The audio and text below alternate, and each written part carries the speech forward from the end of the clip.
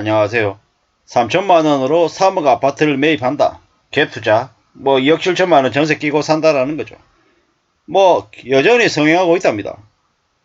저런 얘기를 들으면 무슨 얘기가 생각이 나냐라면, 앞으로 전세 사기, 전세 반환금 문제가 계속 여기저기에서 터져나오겠구나라는 겁니다. 경기도 화성, 평택, 인천시 연승구, 세종시, 여러 곳에서 갭 투자가 갭 투기죠, 갭 투기. 이제 화랑을 보이고 있는 건 관련 업자들이 끼지 않고서는 저렇게 될 수 없다라는 생각이 듭니다. 무자본 갭 투자. 이딴 개소리도 나오고 있습니다. 전세가와 매매가가 별 차이가 나지 않을 경우에는 전세가가 떨어지면 이제 보증금 못 돌려주는 문제가 생길 수 있다라는 거죠.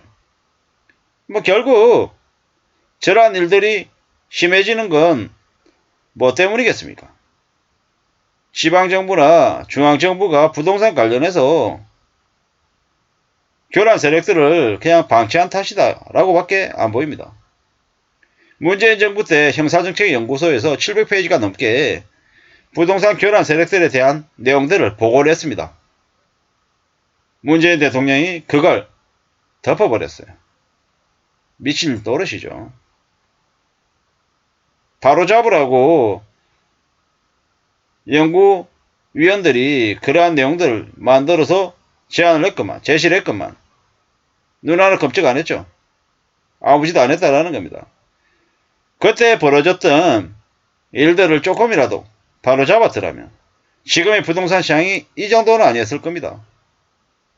근데 그때 나 몰라라고 그냥 덮어버렸던 탓에 지금 대한민국의 부동산 시장이 엉망이 됐습니다. 거래량이 2,000건으로 늘었다 어쩐다 이러는데 웃기는 소리 하지 말라 그러십시오. 불과 얼마 전까지만 해도 거래량이 8,000건 만건이던 게 거래가 급감한 거예요. 1,000건 밑으로 떨어졌다가 12,000건쯤 된다고 갑자기 거래량이 2배 늘었다. 언론에서 떠들어대는데 무슨 얘기입니까? 엉뚱한 소리죠. 말도 안 되는 소리다라는 겁니다. 화성시에 3억에 산 아파트를 2억 7천만원에 전세를 줬다. 어쩌고 저쩌고 이렇게 얘기하는데 결국에는 부동산 중개업자가 낀 중간에서 장난친 모습 같다란 의심도 들고요. 어느 지역에서는 5,500만원에 사서 7천만원에 전세 줬다는 얘기도 있고 저게 뭔가 싶은 거죠. 참 어처구니가 없습니다. 앞으로 전세 가격이 계속 떨어질 겁니다. 집값도 같이 덩달아서 조정받을 거고요. 그럴 리 없다라고 얘기하는 사람들은 전부 다 가짜입니다. 가짜. 사기꾼입니다. 몰라서 그렇게 얘기했다? 절대로 그렇게 얘기하면 안 되는 거죠. 그냥 부동산으로 어떻게 한몫 잡아보겠다라고 얘기한 놈들은 그 임창정의 종교라고 얘기하는 거하고 똑같은 거죠. 어떻게 부동산이 종교가 될 수 있겠습니까? 주입소 종교가 될 수 없죠. 그렇게 말하고 욕심부리고 허영에 차 있었던 이들이 대거 뒤집어지는 거죠. 3억짜리 아파트 2억 7천만원 전세 줬는데 다음 연도에 전세가 2억으로 떨어지면요. 7천만원을 세입자한테 돌려줘야 되는데 가능하겠냐고요. 그러면 어떻게 되냐? 3천만원 들여가지고 샀는데 전세 2억으로 떨어지고 집값 2억 한 4, 5천 되면요. 지가 번 돈, 자기가 집어넣은 돈 3천만원 그냥 날아가는 거고요. 그냥 손실이 2배가 나는 거죠. 3천만원 집어넣었는데 3천만원 날라가고 마이너스 3천만원 되는 경우가 허다할 거다라는 겁니다. 그리고 당장에 7천만원 전세 세입자한테 돈 돌려줘야 되잖아요. 어떻게 해야 됩니까? 자기가 빌려서 돌려줘야죠. 아니면 7천만원에 준하는 월세 계산해가지고 7천만원 대출이자 2년치 계산해가지고 한방에 세입자한테 줘야죠. 그런 말도 안 되는 일이 벌어집니다. 갭 투기했다가 뒤집어 쓰는 이들도 대거 늘어날 거다. 그리고 나 몰라라고 두 손 두 발 들어버리면 어떻게 되냐?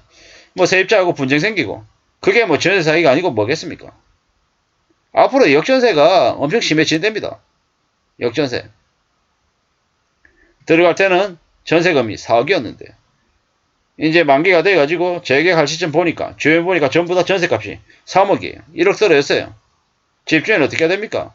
1억 갚아야 되죠. 1억 돌려줘야 되죠. 이런 일들이 벌어지더라는 겁니다. 충격입니다. 별의별 일들이 다 생깁니다. 앞으로 어떻게 되겠습니까? 집값이 안 내려갈까요? 내려갈 수밖에 없다라는 겁니다. 왜 내려가겠습니까?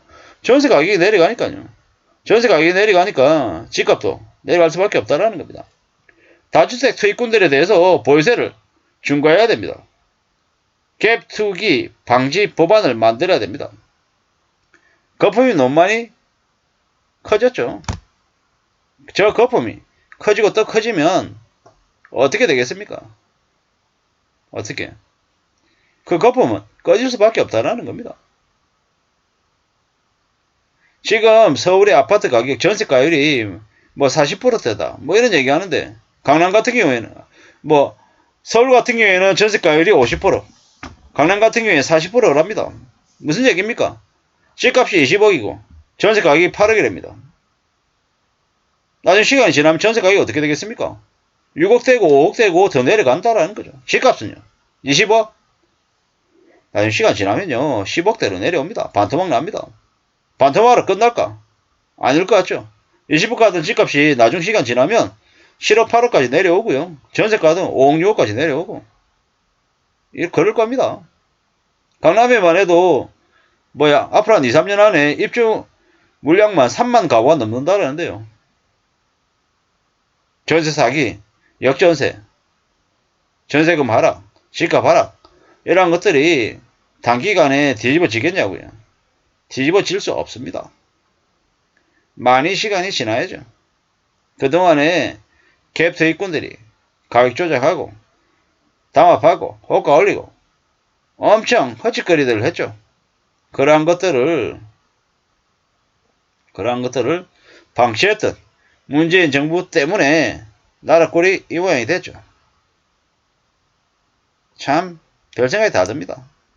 앞으로 어떻게 되겠습니까? 이제는 무리하게 욕심을 부린 이들이 대거 무너진다. 싸게 갭 투기해서 사면은 집값 올라간다. 뭐 이런 생각을 가졌던 이들이 대거 무너질 겁니다.